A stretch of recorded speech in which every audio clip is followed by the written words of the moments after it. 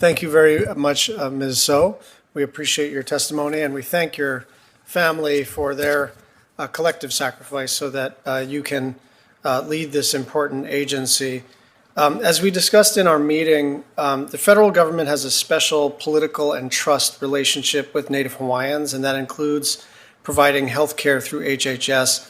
If confirmed, will you commit to educating other HHS agencies on that responsibility?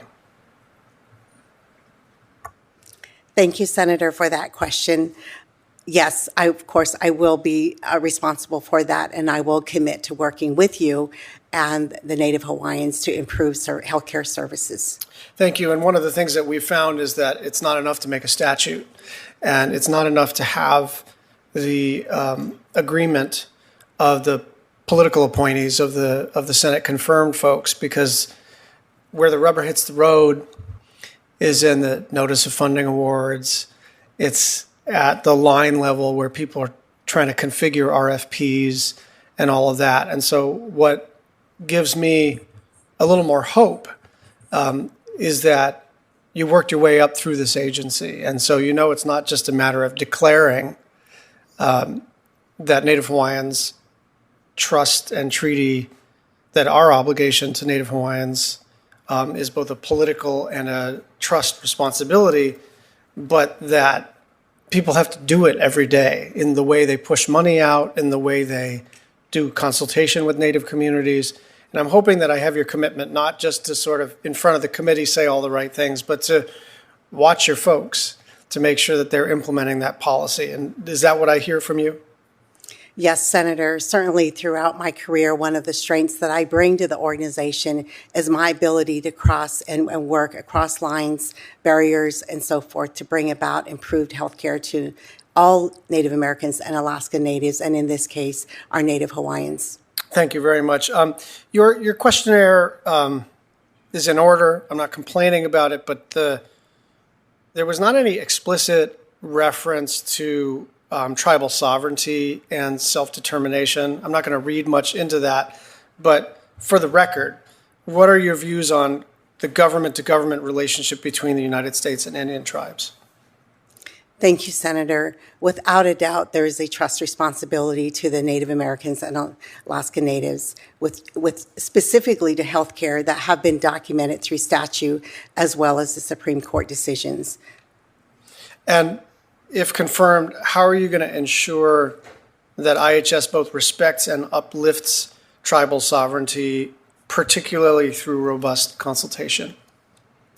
Thank you, Senator. Certainly, the Indian Health Service, as well as HHS, has a robust tribal consultation process that we utilize. However, it's a little bit more than that. It's not just having a meeting and having a conversation with tribal leaders. It's really understanding the needs of each tribal community to help them best serve the people in their communities.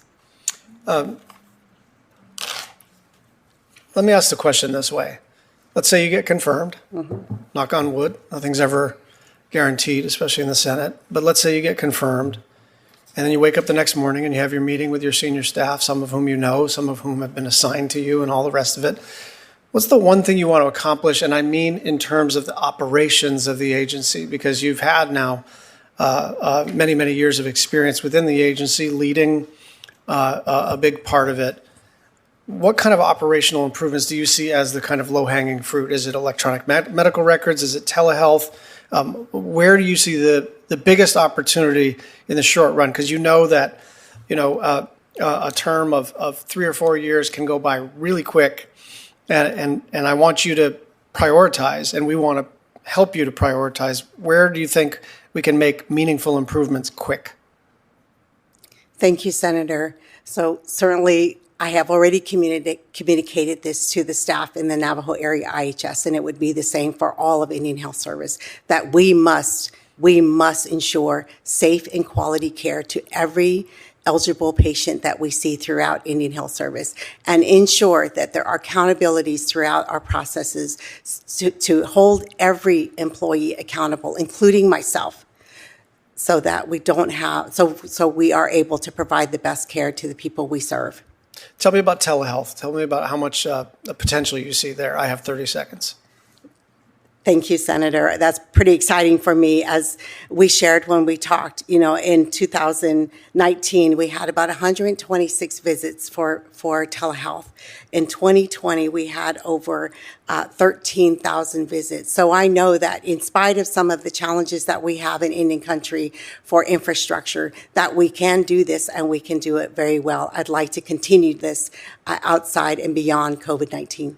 And I'll just make this final point about telehealth. On a bipartisan basis, this committee, other committees have been deeply committed to telehealth and also talking about the broadband that enables higher end telehealth. But we should make no mistake, a bunch of telehealth does not actually require the deployment of high-speed internet connectivity. And so we can't use that as an excuse not to move forward with telehealth. There's a lot of stuff that we're going to have to wait on until we have high-speed broadband connectivity. But there's also a lot of stuff that we can change immediately. Store and forward technology, remote patient monitoring. None of that requires that we lay down cable.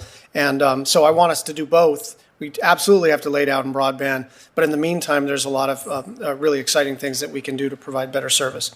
Senator Hoeven. Thank you, Mr. Chairman. Earlier this month, the Wall Street Journal published an article in regard to how bureaucratic red tapes hindered the ability of vital medical equipment to be deployed to IHS facilities, particularly in the Great Plains region. The article talks about lengthy delays in the deployment of the new medical equipment. In some instances, facilities have waited for over a year for the equipment. And obviously these delays cause hospitals to search for alternative, sometimes even more costly ways to proceed while waiting for the equipment. So if confirmed, will you commit to examine IHS's procurement process and address these delays so that the resources, particularly medical equipment, gets to these facilities in a timely manner? Thank you, Senator. The priority that I referenced earlier with respect to looking at the IHS business component of the organization that better supports the healthcare, it is directly related to our HR business processes, our contracting business processes, and everything in terms of making sure that our policies are up to date. This can be done. We have systems in place that allow us to do that, and making sure that our systems are being utilized appropriately and properly is critical to our operation to ensure that we have proper medical equipment and supplies at all times in each of our health care and hospital facilities. Okay, thank you. In 2017, IH was first listed on the Government Accountability Office's GAO's high-risk list, 2017. That includes programs and operations that are vulnerable to waste, fraud, abuse, or mismanagement, and obviously need to be addressed. IHS has taken some steps to address GAO's recommendation, but there's still deficiencies that need to be addressed. So how do you make sure that those things get addressed? Thank you, Senator, for that question. So in the Navajo area, I arrived there in about August of 2019. And one of the first things that I did was to align the governance process for the entire Navajo area, as opposed to having 5, 12 facilities having different governance. We moved to a more uniform governance system. That's required, that is necessary for me to be able to determine where we are within the organization, and instead of trying to manage many different activities, we're all required to follow the same regulations and so forth. That is the one thing that I think that I just needs to move to, is a more uniform healthcare system. What this did for us in the Navajo area during the pandemic was it then allowed us to move a provider from one facility to another facility because we were operating under one governance. That means that we didn't have to have any delays for credentialing and all of these other background checks and so forth that sometimes comes into play.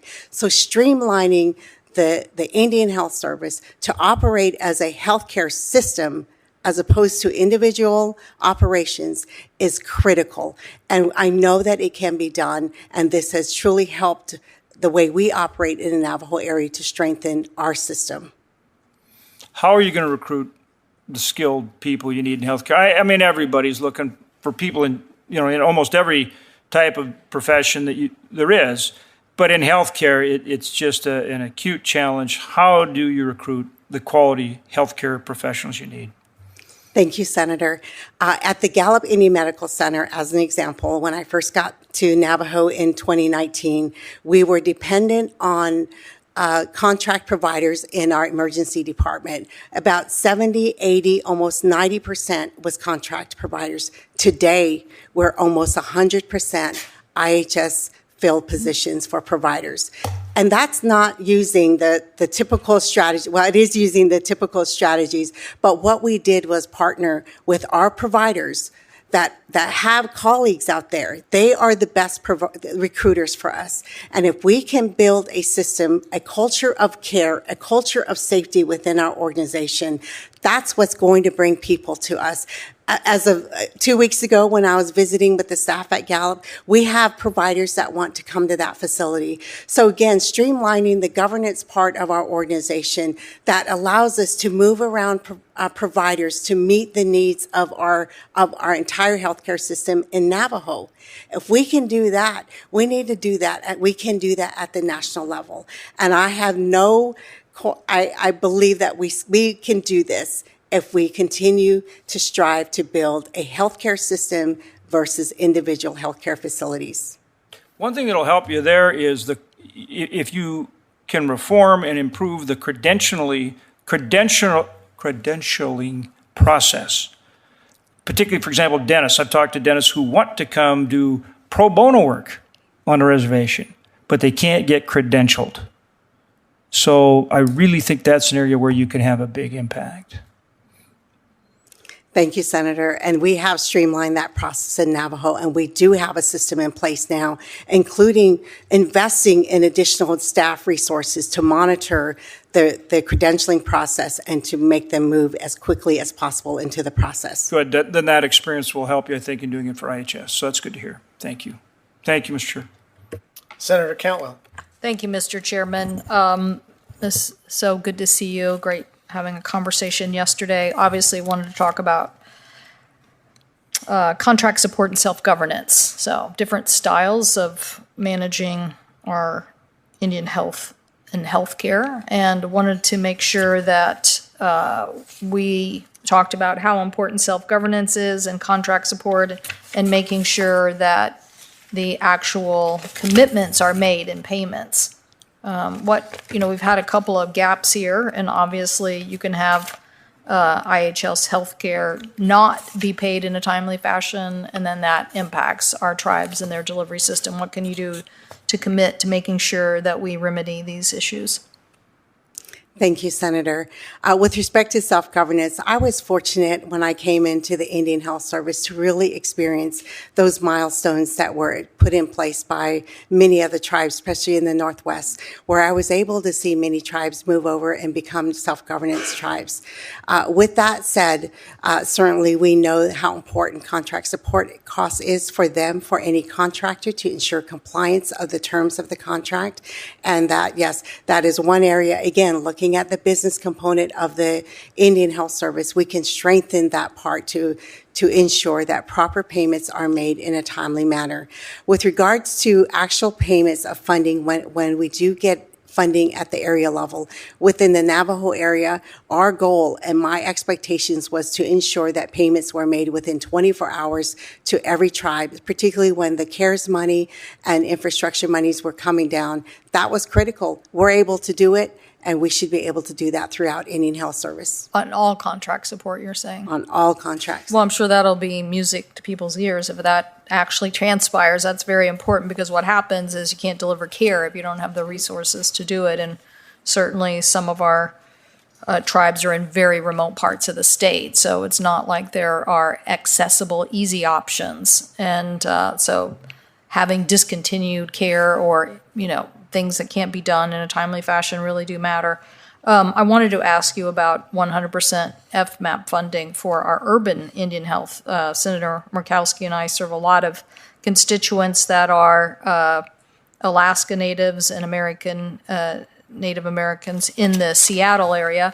and also in Spokane. So the issue is that the impacted urban Indian healthcare organizations are not treated the same, so they don't get to, get the whole 100% FMAP funding. We were able to fix this, I think, for 1 or 2 years, but to me, it's a big inequity in the delivery of care. So can you commit to securing 100% FMAP funding on a permanent basis for our tribes, for Indian health clinics, in urban areas? Thank you, Senator. I agree that we need to have equity in terms of funding for all the programs that serve American Indians and Alaska Natives. I also know that there are some limitations. Indian Health Service nor the department makes the determination on 100% FMAP payments. However, we can work with states, we can work with our partners to make sure that there's education and information flowing of how important this need is. So I will work with you on this if I am confirmed. Thank you. Do we have Senator Langford online? If not, Senator Lujan. Thank you, Mr. Chairman, and I want to recognize Vice Chair Murkowski and my friend, Mr. Hoven. Thank you all for holding this hearing on the nomination of Roselyn Tso to be the Director of Indian Health Service.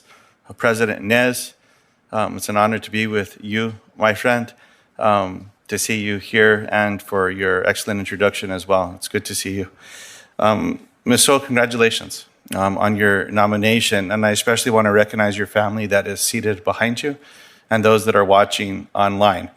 And I want to thank each and every one of them for the support that you've lent to Ms. Tso as well, not just during this confirmation and nomination process, but through the entirety of her life. Thank you for what you've done, and it means a lot to me to see family here as well.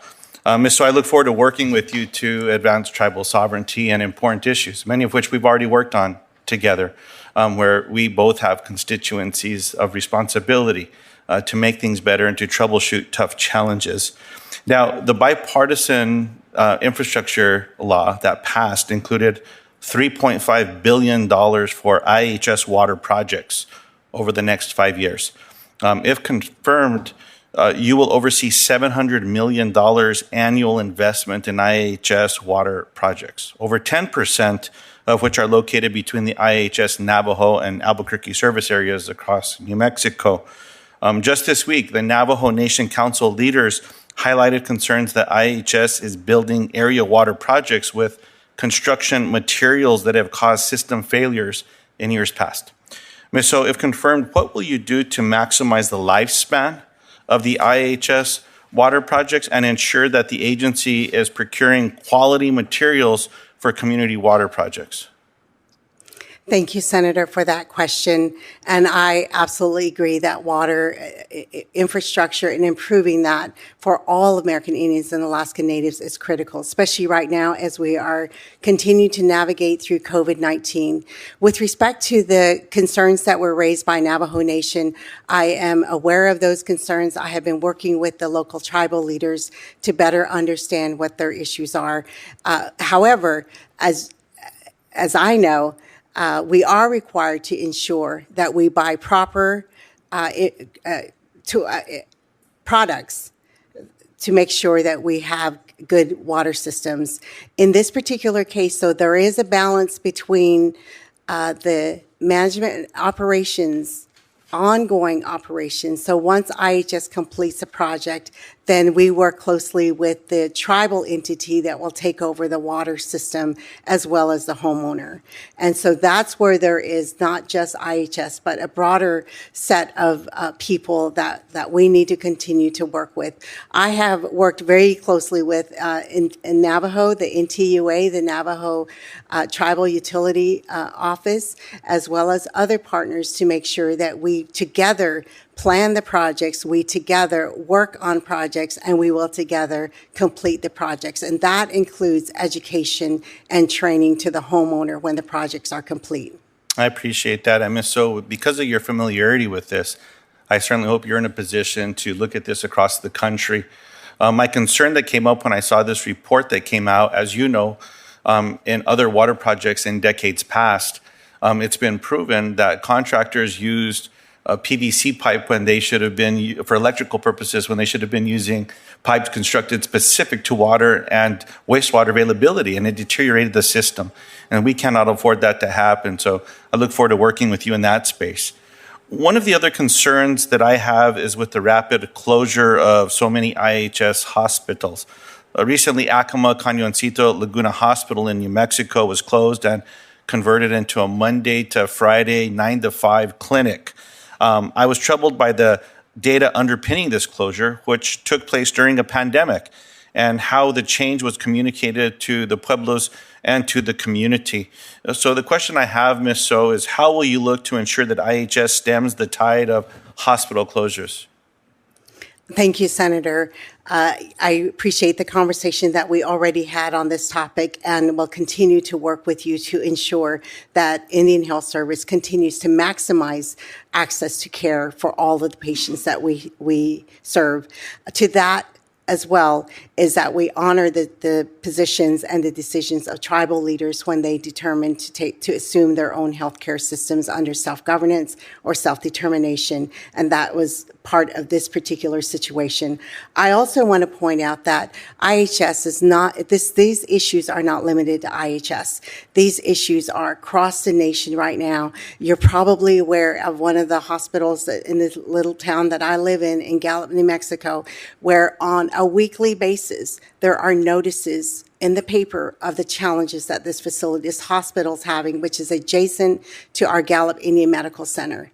We want this hospital to be successful, because if they're not, the care reverts to the Indian Health Service, and therefore more impacting the American Indians and Alaska Natives that we have to serve.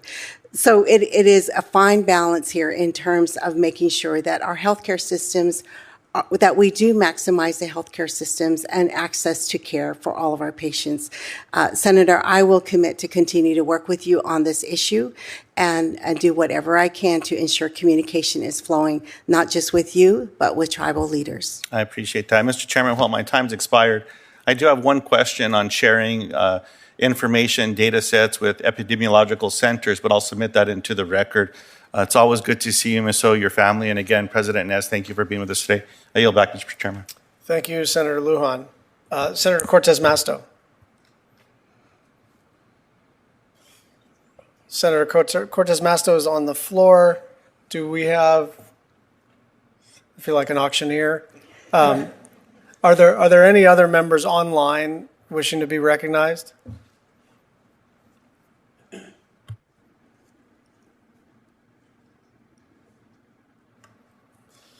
If there are no more questions for our nominees, members will also submit follow-up written questions for the record. I would ask members to do that promptly. I'd also ask our nominee to respond fully and promptly to any follow-up questions that we may have, and also to meet with any remaining committee members who may wish to do so. The hearing record will be open for 2 weeks. Thank you, Ms. Tso, for your time and your testimony today. And this is Bring Your Daughter to Work Day, so I will now recognize my staff director's daughter to adjourn the meeting.